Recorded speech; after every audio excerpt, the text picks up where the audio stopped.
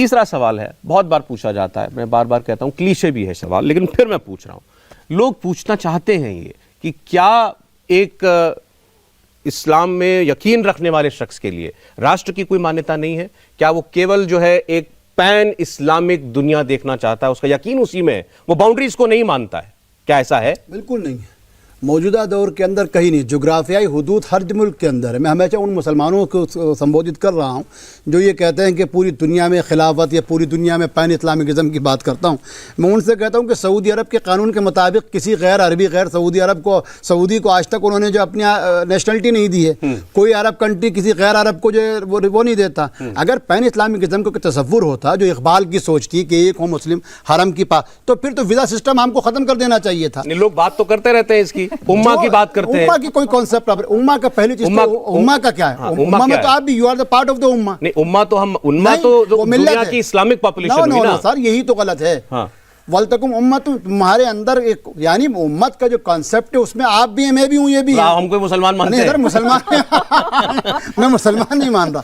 मेरा कहना यह है कि दो सोच है इस्लाम के बारे में। जिस तरीके से जो लोग हिंदुइज्म को, फिर मैं कहता हूँ जब तक मैं हिंदुओं के करीब नहीं रहूँगा, जब तक मैं हिंदू दोस्तों के साथ मैं नहीं समझ सकता उस धर्म को, जब तक मुसलमान के करीब नहीं। देखिए, पाकिस्तानी जो सोच है उसको इस्लाम नहीं माना जा सकता। अब ये कोई बात नहीं है, ये गलत बात है। नहीं, आप अगर आतंकवादी नहीं, अगर ये बात तो आपकी गलत हुई ना। अगर कोई आदमी, आप वीडियो वहाँ की हो तो आप कहते हैं सही है। हमारा कहना ये है सर, आप हमारी बात भी सुनिए, आप भारत को भारत के परिप्रेक्ष्य में देखिए। हमारा कहना ये है, कहीं ऐसा कुछ नहीं है, मेरी बात पूरी होने दीजिए।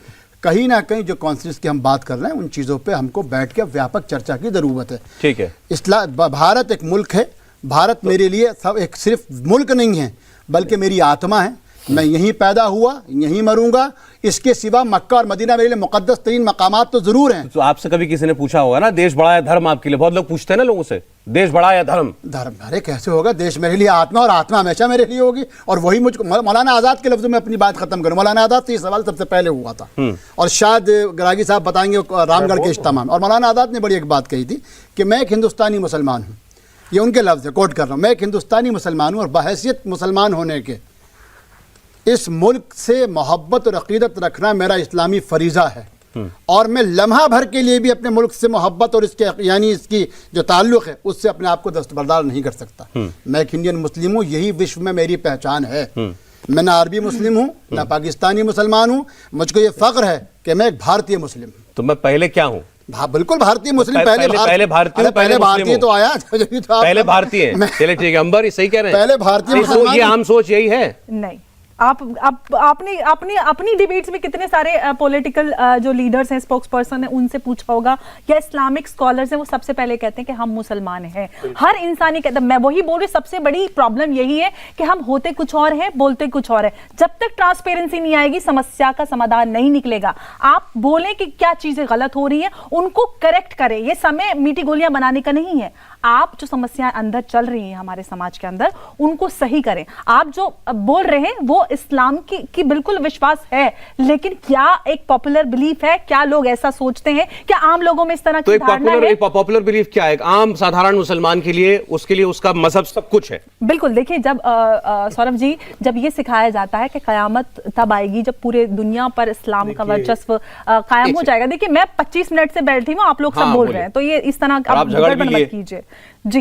देखिए, आप जब ये सिखाया जाता है, ये बिलीफ है हमारा कि जब तक पूरी दुनिया पर इस्लाम का परचम नहीं लहरा जाएगा उस दिन कयामत नहीं आएगी। जो गज़वा हिंद की बात करते तो ये तो हिंदुस्तान की बात है, पूरी दुनिया की बात होती है। आप हमें सिखाया जाता है कि हमारा खुदा सबसे बड़ा है, हमारा दीन सबसे बड़ा है, हम सबसे आला हैं। तो ये बोलना कि भाई हमारे लिए आपके लिए सबसे पहले धर्म सिखाया जाता है कि आपको इस देश पर आपको वर्चस्व, आपको अपना कायम करना, इस्लामिक स्टेट बनाना है। आप जब लोगों से सुनते हैं कि भारत पे हमें विजय फतेह हासिल करनी है, तो उसका मतलब क्या होता है? आपके लिए देश बड़ा नहीं है, आपके लिए आपकी जो पॉलिटिकल आइडियोलॉजी है, जो पॉलिटिकल, वो पटना में 5-10 लड़के पकड़े गए, उन्होंने कहा तो आइसोलेटेड लोग हैं, ऐसे होता रहता है। झूठ बात है। देखिए, जब तक आप में बोलने दीजिए ना, जब तक इस तरह की राजनीतिक पार्टियां ऐसे लोगों को ये कहते रहेंगे कि ये चुनिंदा लोग हैं, बौद्धिक समर्थन मिलता रहेगा। और इस तरह के जो ख्वाब देखने वाले हैं ना आप मेरा गज़्व जवाब हिंद दे का, दूं। आप मैं दे दूं आप जवाब? बोलने ही नहीं दे रहे मेरी बात कंप्लीट अच्छा, करने, आप आपने जवाब कर की ली। बात कर रहे हैं, अब तो आपने बोलने पूरी दीजिए। आज आप शॉर्ट में कंप्लीट कर लीजिए। देखिए ये ऐसे लोग समर्थन देते हैं और हमें जब तक ट्रांसपेरेंसी के साथ सच्चाई को बोलना नहीं पड़ेगा समस्या को, तब तक समाधान हल नहीं क्या, हल है। पूछिए, आप हल लोग क्या? हल क्या है, आप लोग सच्ची बात नहीं, नहीं, सिखाना आप हल शुरू कर बताइए, हल दीजिए, क्या? आप देश की मोहब्बत डालना शुरू कर दीजिए, आप सच्चाई सिखाइए लोगों को, आप सिखाइए कि 52 साल तक तो देश नहीं समझ सबसे पाए थे। पहले है, इनको 52 धर्म साल बाद लग में गए। है, अरे कलीम हम साहब। मुसलमान जरूर है बिना लेकिन इसकी देश बात सबसे करते पहले है। हैं। आप मुझे लगता है सच्चाई बहुत साफ- सिखाइए, साफ- साफ- साफ आप बातें लोग कही इन्होंने। राष्ट्रवाद आप- सिखाइए, आप देखिए, तब तक समस्या नहीं होने वाली इस है। तरह के जो लोग हैं जो टीवी पे बहुत साफ साफ बात करते हैं, वो टीवी की भी ये पसंद धरातल होते पे हैं। नहीं है, एक धरातल मिनट, पे अब मुझे नहीं है। मुझे मुश्किल से 2 मिनट पर्सनल रिमार्क से बचिएगा। पर्सनल से बचूंगा मैं इनका नाम भी नहीं लूंगा, मगर मैं ये कह रहा हूं कि इस तरह के लोग जो टीवी में बैठ के मुसलमानों पर सवालिया निशान लगाते हैं और झूठ परोसते हैं, उनको ये समझना चाहिए कि जब जब हुब्बुल वतनी और शहादत का जज्बे का मौका मिला मुसलमान को, जब ब्रिगेडियर उस्मान ने जब पाकिस्तान के खिलाफ लड़ाई लड़ी, ब्रिगेडियर उस्मान या है? 1 मिनट मुझे कितने बोलने दिए, मैं आपके बीच में नहीं बोला था। अच्छा, अच्छा, प्लीज अच्छा, प्लीज अच्छा, प्लीज अच्छा, कितने अब आप बोलिए, अब आप आपने- बोलिए, हम आप बोलिए, जरा बोलिए। जवाब देने दीजिए। देखिए आप काउंटर कर लीजिएगा ना बोलिए, बाद में। आप ही बोल लीजिए। आप बोलिए जरा, आइडियल इनको किसको बोलिए, मानते आप ही हैं? सुन लीजिए। आप किसको आइडियल मानते हैं? आप चांद ब्रिगेडियर साहब साहब को का अच्छा, नाम इस तरह सुनते से ही पता चला। ये जरा ये नाइंसाफी। अच्छा, एक बार आप जवाब दे दीजिए। औरंगजेब को इतना बोलते लग गया, हैं, जब इनको टीवी में इतना बैठने लग की बारी आती है तो आप अब्दुल हमीद का एग्जांपल मैडम सुन लीजिए, अब तो बर्दाश्त अच्छा, आप सुन लीजिए, आप सुन लीजिए। अब तो सुन लीजिए, आप सुन लीजिए, आप सुन लीजिए, बोलिए। ये दो चाहे- अच्छे शब्द नहीं है, दो चाहे वो मुझे कुछ भी बोलते देखिए, चाहे वो वीर अब्दुल हमीद हो और बाकायदा उन्होंने सेना पे जाके, चोटी पे, उस पे सीमा पे जाके अपनी बहादुरी, अपनी वतन परस्ती सबूत के साथ पेश भी की और उनको सरकार ने सम्मानित भी किया। बिल्कुल सलाम है उनको। चाहे वो हमारे एपीजे कलाम हो या हमारे बैरिस्टर असदुद्दीन ओवैसी साहब हो, जो पाकिस्तान में ही जाके कराची में ही वो तकरीर करके पाकिस्तानी पार्लियामेंट में जाके और वैसी तकरीर करके आए। अरे आप मुझे बताइए, आप मुझे बताइए, प्लांटेड लोग टीवी में आके कुछ भी कहे वो उनकी मान ली जाएगी बात, और जो आदमी एक सांसद होकर किसी संसद में बोले उसकी बात न मानी जाएगी। नहीं नहीं, बिल्कुल मानी जाएगी, सिखाया कि ऐसे बिल्कुल मानी जाएगी। अरे एक सेकंड, वो लोग हमें ये अच्छा एक सेकंड, अंबर देश खाली कर दो, इससे आप पूछ तो लीजिए ना। मैं आपसे कलीम साहब हाथ मिलाइए। मैं